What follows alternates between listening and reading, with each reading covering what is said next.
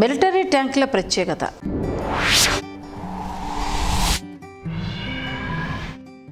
సాయుధ బలగాల్లో అతి ముఖ్యమైన శ్రేణుల్లో ఒకటి ల్యాండ్ బ్యాటిల్ డిఫెన్స్ స్ట్రాటజీ.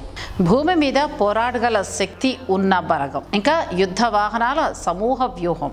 అలాంటి ముఖ్యమైన ఈ రంగంలో కొన్నేళ్లుగా తమకంటూ ఉన్న ఒక ప్రత్యేకతను చాటుకుంటూ అలా నేల మీద దర్జాగా దర్పం వెళ్లబోస్తున్న యుద్ధ బ్యాటిల్ ట్యాంకుల గురించి కొన్ని అంశాలను ఇప్పుడు తెలుసుకునే ప్రయత్నం చేద్దాం. నిజానికి ఈ ట్యాంకుల్ని సృష్టించాలి అన్న ఆలోచన ఆధునిక ఇంజనీర్లకు వచ్చింది ఒకప్పటి బలమైన ఫిరంగుల సమూహం నుండే.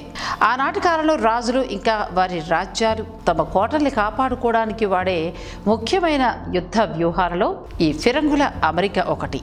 ఇది చాలా ముఖ్యమైన అంశంగా కూడా ఉండేది.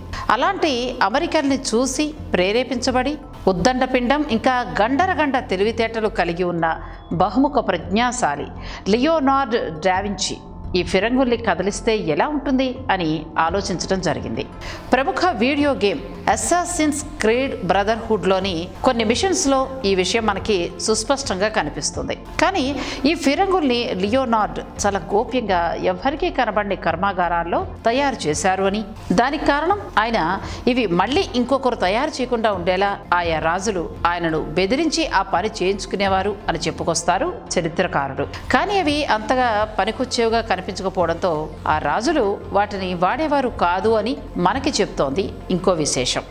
ఇదిలా ఉండగా ప్రముఖ చెక్ రిపబ్లిక్ సైన్యాధ్యక్షుడు జాన్ జిజ్నాస్ ట్రొక్నోవా కలిచా 15వ శతాబ్దంలో లియోనార్డ్ డిజైన్స్ను దగ్గరగా పరిశీలించి కదిలే ఫిరంగుల సమూహాన్ని తయారు చేశారు అని ఆయన ప్రోటోటైప్స్ సఫలం అవడంతో వాటిని యుద్ధరంగంలో వాడి చాలా వరకు విజయాలను సాధించగలిగారు అని, కాబట్టి అధికారికంగా ఇలాంటి కదిలే ఫిరంగుల సమూహాన్ని అంటే యుద్ధ బ్యాటిల్ ట్యాంకుల సృష్టికర్తగా చరిత్ర ఆయనను గుర్తించింది. ఇక ఈ ట్యాంకుల ఆవశ్యకతను గుర్తించి ఆధునిక ప్రపంచంలో వాటి వినియోగం గురించి పట్టుబట్టింది మాత్రం బ్రిటిష్ పాలకులే. 1914వ సంవత్సరం నుండి తమ అధికారుల మీద ఒత్తిడి తెచ్చిన కొందరు శ్రేణి నాయకులు తాము ఇంకా చాకచక్యంగా యుద్ధాలలో పాల్గొవాలి అంటే అందుకు తాము సురక్షితంగా ఉండడం అనేది చాలా ముఖ్యమైన విషయంగా వాళ్ళు చెప్పుకొచ్చారు.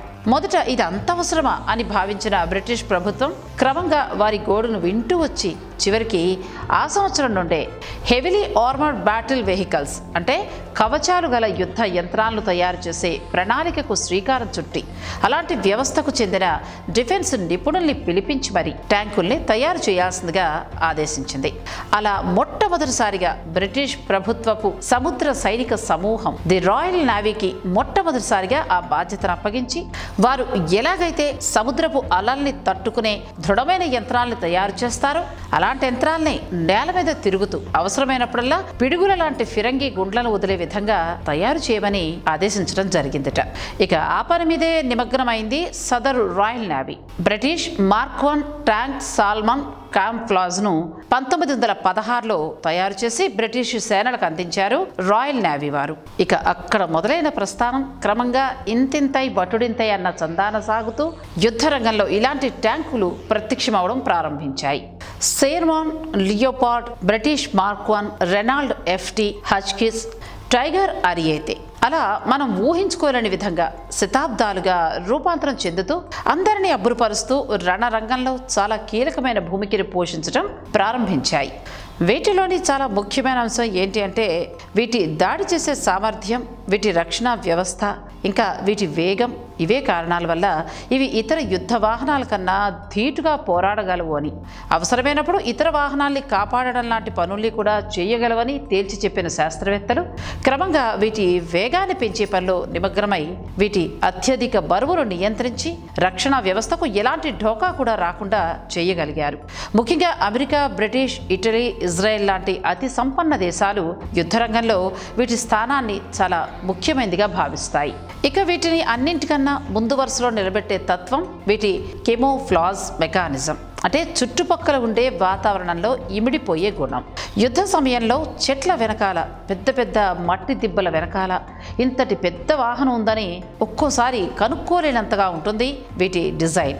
కేవలం ఆ డిజైనింగ్ కోసమే కొన్ని కోట్లు వెచ్చిస్తున్నాయి ఆయా ప్రభుత్వాలు అనంటే మనం అర్థం చేసుకోవచ్చు అక్కడ ఎంతటి ఇంజనీరింగ్ ప్రతిభ దాగుందో.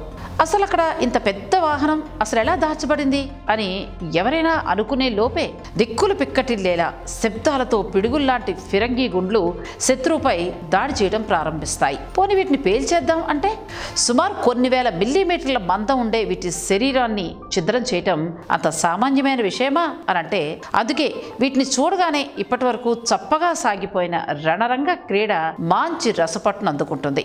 మెరుపు వేగంతో ఇవి అలా కథన రంగంలోకి విరుచుకుపడుతూ ఉంటే ప్రతి వ్యూహాలతో శత్రు సైన్యం వీటిని నిర్వీర్యం ఎలా చెయ్యాలా అని ప్లాన్లు గీసుకుంటూ కూర్చుంటుంది. అది యుద్ధంలో వీటి స్థానం. ఇక వీటిల్లో అత్యధిక వేగం నమోదు చేసుకుంది మాత్రం బ్రిటిష్ ఆర్మీకి చెందిన స్కార్పియన్ FE-101. సుమారు 90 కిలోమీటర్ల వేగంతో దూసుకుపోయే ఈ ట్యాంకు బరువు అక్షరాల 8,000 కిలోలు.